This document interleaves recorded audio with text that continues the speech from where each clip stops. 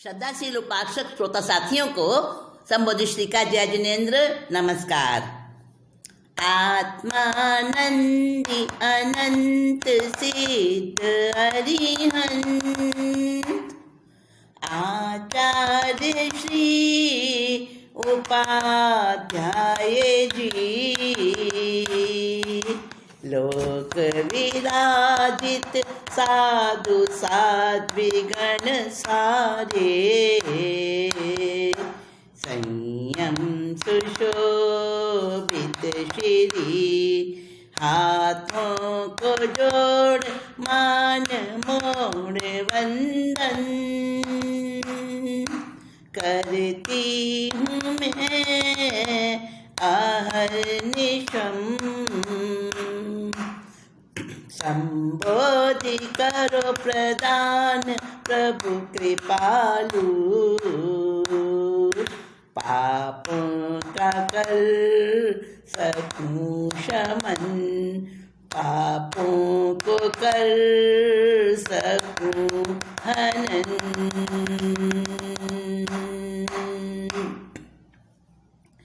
साथियों, हमारा जीवन ऐसा है कि जिसमें हम संसार में बहुत सारे चाहे अनचाहे ऐसे कर्म करते रहते हैं और उनसे हमारे को पाप का भी बंधन होता है। अच्छे शुभ विचारों से जो काम किए जाते हैं उसमें पुण्य बंधता है, पर ज़्यादातर राग द्वेष से लिप्त होकर जो हम कार्य करते हैं उनसे पाप बंधन ही अधिक होता है। तो 18 पाप का जो हमारा विषय चल रहा है उसमें हमारा जो लोभ नामक पाप है, लोभ नामक जो पाप है उसमें उसका जो शुक्ल पक्ष है संतोष के बारे में हमारा वर्णन वार्तालाप चल रहा है और उसमें एक कहानी अभी हमारी शुरू की हुई है। उस कहानी में वर्णन किसका है? सोमदेव श्रावक, जो बड़ा संतोषी है। खुद वो ही नहीं, उसका परिवार वो भी संतोष में ही श्रद्धा आस्था रखता है और लोभ से कोसों दूर है परिवार उसका। आपको पता है, जो व्यक्ति लोभ करते हैं, जो प्राणी लोभ में आसक्त रहते हैं, वो क्या बनते हैं? या तो स्त्री के रूप में जन्म होता है उनका, अथवा कीड़े मकोड़े पशु पक्षी तिर्यंच योनि में जाते हैं, या फिर कभी ना कभी जेल होती है उन्हें। ये जो धोखा और कपट माया जो है ये जेल में भी डलवाती है, और लोभ जब आता है तो माया कपट भी करनी पड़ती है। तो लोभ से क्या होता है? व्यापार में हानि उठानी पड़ती है। और जिन्होंने लोभ किया कौन थे? शुभूम चक्रवर्ती होने पर भी वो नरक में गए लोभ के कारण। ऐसा बुरा, ऐसा भयानक है ये लोभ। और उस लोभ का त्याग करने वाले, संतोष को धारण करने वाले जो होते हैं ना, वो कैसे अपना जीवन महान बना लेते हैं? जब लोभ करता है तब तो व्यापार में हानि होती है, इस भाव में भी पर भाव में भी लोभ के कारण से। और जो लोभ का त्याग करते हैं तृष्णा का लालच का त्याग करते हैं वो क्या बन जाते हैं? कपिल केवली जैसे बन जाते हैं। कपिल केवली ने लोभ का त्याग किया था और लोभ का त्याग जैसे जैसे लोभ करते गए वैसे वैसे तो महान महान कर्मों का बंध करते गए। अंत ही नहीं आया लोभ का। 2 माह से सोना लेने गए थे और कहाँ तक पहुँच गए? राजा से मांग लूं, राजपाट ही मांग लूं पूरा, यहाँ तक पहुँच गए। फिर एकदम से विचारधारा पलटी, शुभ कर्मों का उदय आया, शुभ विचार बने और नहीं नहीं नहीं, कब तक? अरे राजा को भी कभी ना कभी मरना पड़ता है। राजा पर भी दूसरा शत्रु आक्रमण करके उसका राज छीन लेता है। नहीं, संतोष सबसे अच्छी चीज है।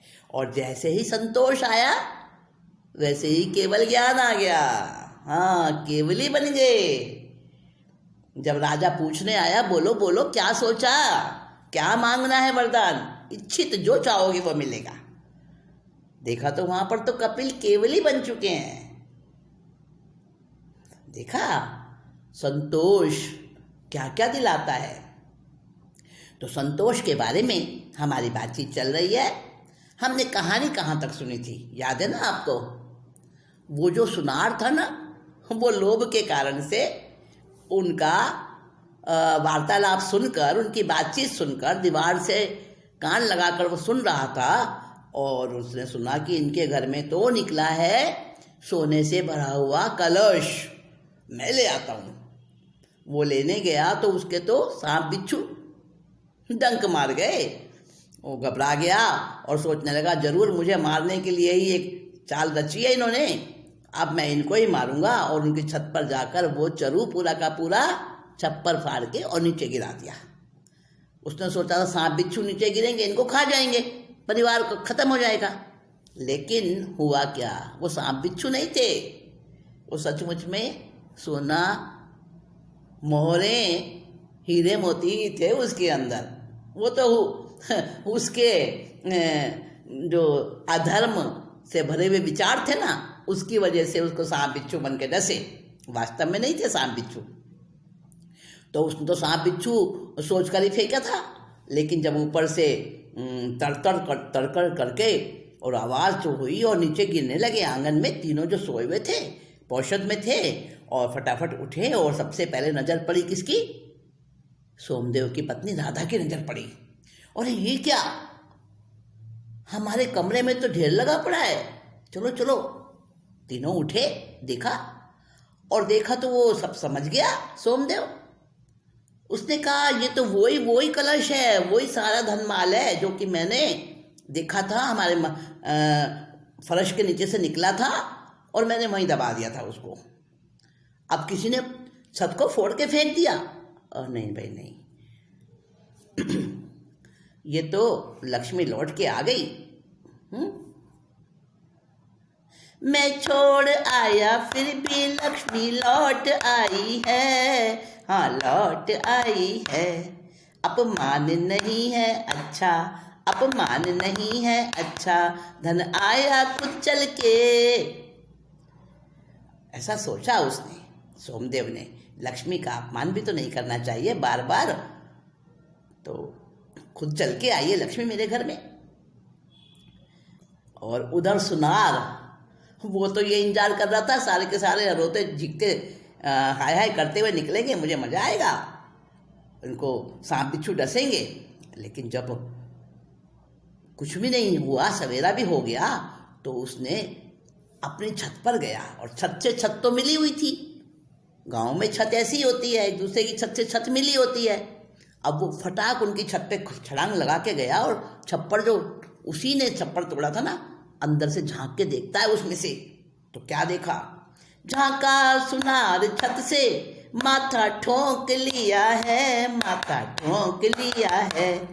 चुप रहने में भलाई, चुप रहने में भलाई शर्म आ गई खुद पे, व्यापारी सोमचंद्र रहता था कंधार में। अब उसने सोचा, अरे इनको तो धन हो गया, मैंने तो वो सांप बिच्छू फेंके थे, ये क्या, अब तो चुप रहने में ही भलाई है, किसी को बोलूंगा तो मुझे पागल बनाएंगे लोग और पकड़ के मुझे सजा देंगे कि तूने सांप बिच्छू क्यों फेंके इनके घर में। इसलिए मैं तो अब चुप रहूं भाई, अभी यही ठीक है। अपने आप पर शर्म आ गई कि देखो मेरे कर्म कैसे, मेरे को तो सांप बिच्छू मिले और इनके यहाँ फेंके तो वो सारे के सारे मोहर शर्फी बन गए। चुपचाप हो गया, अपने कर्मों को दोष देता हुआ और अपने घर चला गया। इधर इधर क्या तमाशा होता है, एक और तमाशा हुआ, देखते हैं वो भी सुनते हैं। एक पटेल रहता था उसी गांव में। तो उस पटेल ने एक बहुत बड़ी हवेली बनवाई थी जंगी हवेली एक पटेल ने। हाँ, एक पटेल ने। सोमचंद बोला उससे मुझे बेच दो इसे, व्यापारी सोमचंद कहता बेच दो इसे। क्या खा के खरीदेगा ये पटेल जानता, हाँ पटेल जानता। पटेल को पता था, अरे सोमचंद तो गरीब आदमी है, छोटा सा व्यापारी है, इसके घर में क्या है, खरीद तो सकेगा नहीं, मजाक कर रहा है। क्या खा के खरीदेगा ये पटेल जानता, वो पटेल जानता। निकालो 2000 लिखा दूं नाम तुम्हारे में। अरे 2000 है, दो 2000, अभी हवेली तेरे नाम कर दूंगा। वो जानता था इसके 2000 के 200 रुपये भी नहीं है इसके पास तो। लेकिन सोमचंद अब वो पहले वाला सोमचंद थोड़ी रहा था, अब तो उसके पास बहुत सारे मोहर शर्फी थे, बहुत सारे हीरे मोती थे। जट सोमचंद रुपया लाया, लो कब्जा अब मेरा, हाँ कब्जा अब मेरा। पटेल कहे माफी दो, समझी थी मजाक मैंने, व्यापारी सोमचंद कहता लिखाओ नाम मेरे। अब वो पटेल तो घबरा गया, उसने तो 2000 ऐसे ही मांग लिए थे कि इसके पास तो होंगे नहीं, बात खत्म हो जाएगी। लेकिन बात के बाद में सोमचंद तो फटाफट 2000 रुपये लेके आया और कहा लो भाई चलो लिखो मेरा नाम हवेली। अब तो पटेल हाथ जोड़ी करने लगा, माफी दे दो भाई, अरे मैं तो मजाक समझ रहा था। कीमत जबान की होती क्या थूक के चाटोगे, बोलो थूक के चाटोगे। पंचों के कहने पर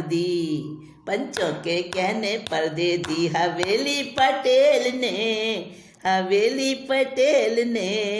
वो ले ली हवेली सोमचंद व्यापारी ने।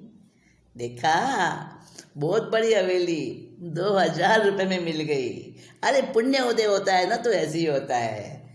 तो हवेली सोमचंद की हो गई। सब लोगों के बीच बात आई, पंच बैठे, भाई जबान की कीमत होती है, थूक के चाटा नहीं जाता, जबान से व्यापार चलता है, जबान से संसार चलता है। अरे भाई पटेल तुमने 2000 कहे थे, इसने 2000 दे दिए, अब लिखो हवेली इसके नाम। अब देखो, अब तो सेठ हो गए सोमचंद जी, सेठ सोमचंद कहलाने लगे।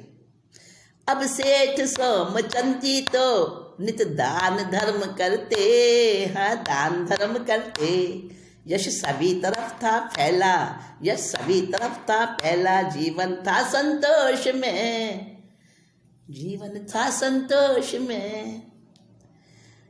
ऐसे ही जीवन चल रहा था, सेठ जी बन गए सोमचंद, तो सेठ कहलाने लगे। और ऐसे झूठ मूठ के सेठ नहीं, गरीबों की मदद करते, सबका ख्याल रखते, दान धर्म, अब यही उनका जीवन था। पहले भी था और अब और ज़्यादा हो गया।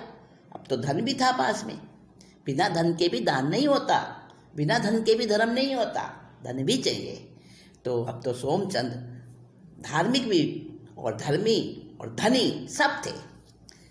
एक बार विचरण करते करते फिर लाभ रुचि मुनि आ गए वहीं। देखो, विचरण करते आए फिर एक दिन मुनि लाभ रुचि, हाँ मुनि लाभ रुचि। मालूम चला श्रावक जी, मालूम चला श्रावक जी, अब रहते हवेली में व्यापारी सोमचंद, अब तो रहते हवेली में। और उन्होंने पूछा, भाई सोमचंद रहते थे यहाँ व्यापारी? अरे अब तो उनकी झोपड़ी नहीं, अब तो उनकी हवेली में रहते हैं। अच्छा। सोमचंद को खबर दी। आया सोमचंद दौड़ता दौड़ता, लुढ़ लुढ़ करके वंदन करे बार बार। दर्शन करके हर्षित हो वंदन लुढ़ लुढ़ के करता, लुढ़ लुढ़ के करता। सुत मोती चंद्रा धाभी, सुत मोती चंद्रा धाभी, पूरा गांव था संग में व्यापारी सोमचंद, अब तो धर्म ध्यान में। थानक साताकारी था अब गांव में बना, उस गांव में बना।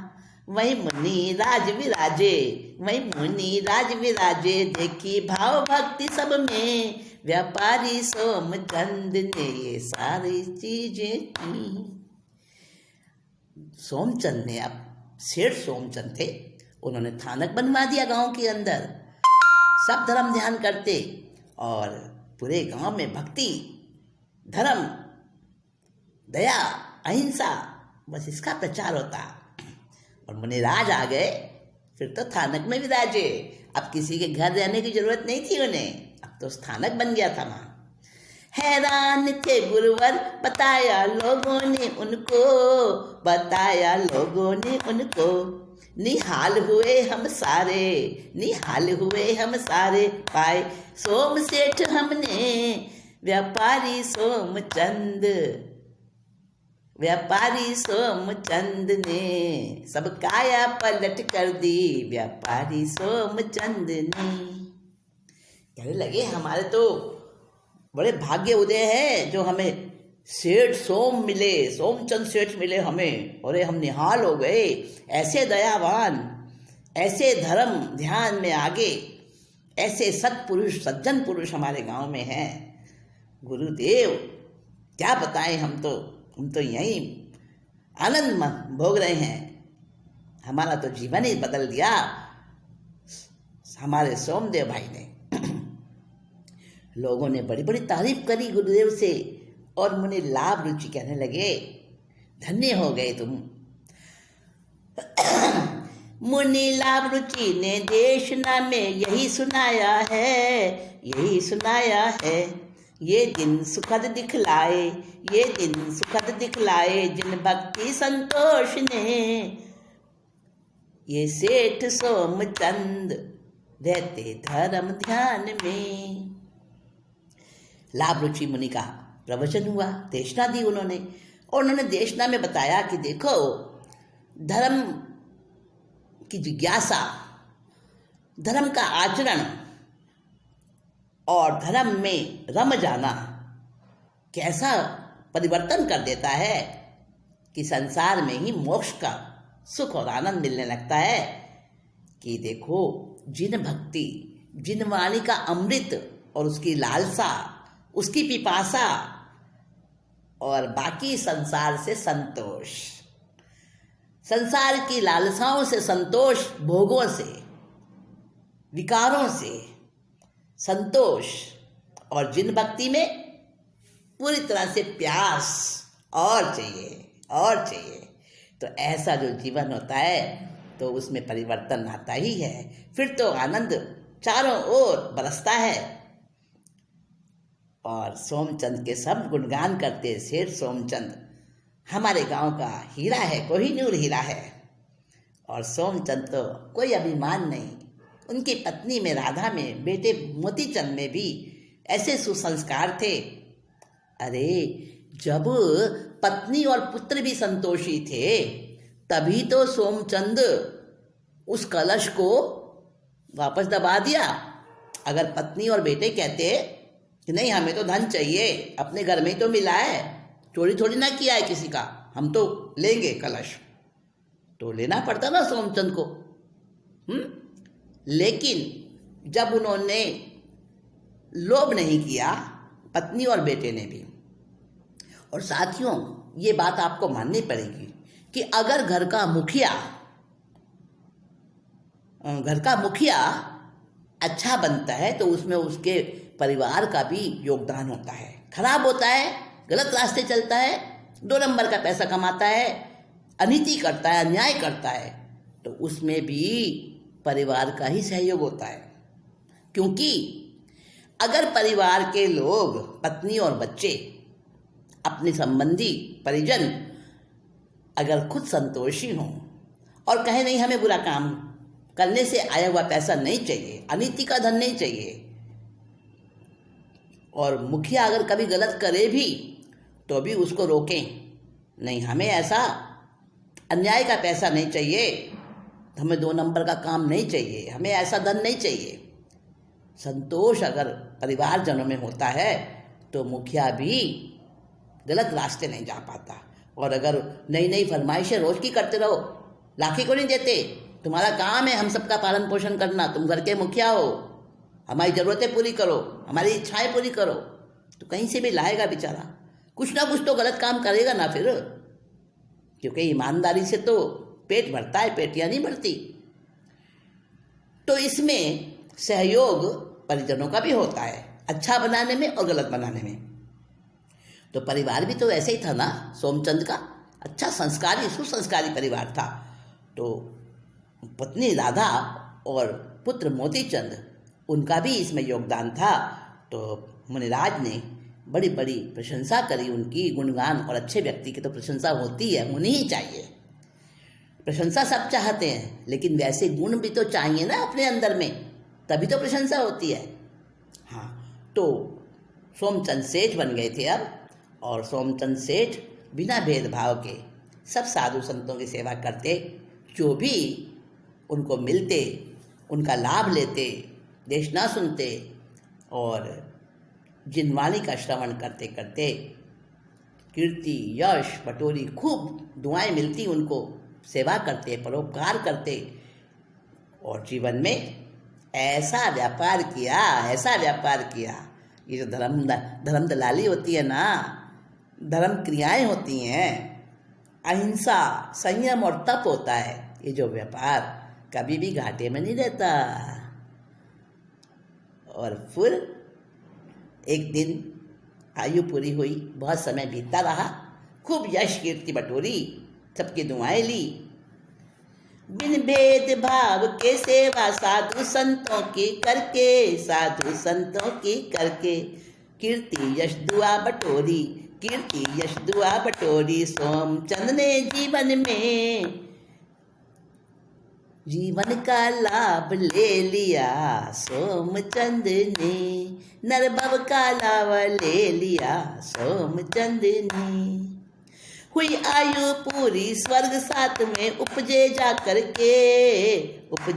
करके संबोधि धुन पर गाई सरगम संतोष ने, व्यापारी सोमचंद ने पाया यश मोक्ष जीवन में। साथियों, सोमचंद सेठ बनने के बाद भी अहंकार से शून्य होकर, अहंकार से अतीत होकर साधु संतों की सेवा करते, अपने स्वजनों की, प्राणी मात्र की सेवा में अपने को लगा लिया, खूब दुआएं ली, खूब कीर्ति और यश उनके होने लगा, गुणगान घर घर में। सोमचंद ने ये लोग भी सुधारा, परलोक भी सुधारा, उनकी पत्नी राधा और बेटा वो जो था मोतीचंद, है ना, मोतीचंद नाम था ना बेटे का, बेटे ने भी उसी प्रकार से अपने पिता के रास्ते पर चलकर, जब सोमचंद की आयु पूरी हुई, समाधि मरण प्राप्त किया और 7वें देवलोक में जाके उत्पन्न हुए, और वहाँ से वो बहुत अपनी आयु पूरी करेंगे, रिद्धि सिद्धि प्राप्त की, ऐसे देव बने, और वहाँ से आयु पूरी करके उसके बाद में मनुष्य बनेंगे, और मनुष्य बन के उसी जन्म में मुक्ति को प्राप्त करेंगे। तो साथियों, संतोष जो एक ऐसा गुण है जब जीवन में आ जाता है ये सद्गुण, लोभ को तो हटा देता है, महापाप जो लोभ है उसको विदा कर देता है और संतोष कहाँ से कहाँ पहुँचा देता है। सुना आपने सोमचंद की कथा में। तो साथियों, ये लोभ जो हमारा शत्रु है, हमारे जीवन को नष्ट करने वाला है, इस लोभ को अब विदा दे दो। और मैं भी तो विदा लूँगी ना अब आपसे, समय आ चुका है और मैं इस मीटिंग को विराम देती हूँ। नेक्स्ट मीटिंग में फिर से बैठेंगे और अब जो क्रम है हमारा राग, अगला पाप हमारा है राग। तो राग के बारे में चर्चा करेंगे, तो उसके लिए समय लगेगा ना। हाँ, तो वो समय हम अगली बार लेंगे और फिर से विवेचन, चर्चा, आपस के वार्तालाप में फिर से लगेंगे। और तब तक के लिए आप सोचते रहिए संतोष को जीवन में कैसे लाना, किस प्रकार से लोभ को भगाना और पापों से बचते रहना। इस मंगल कामना के साथ मैं आपसे अभी आज्ञा लेती हूँ। संबोधि श्री को अभी विदा दें। नमस्कार, जय जिनेन्द्र।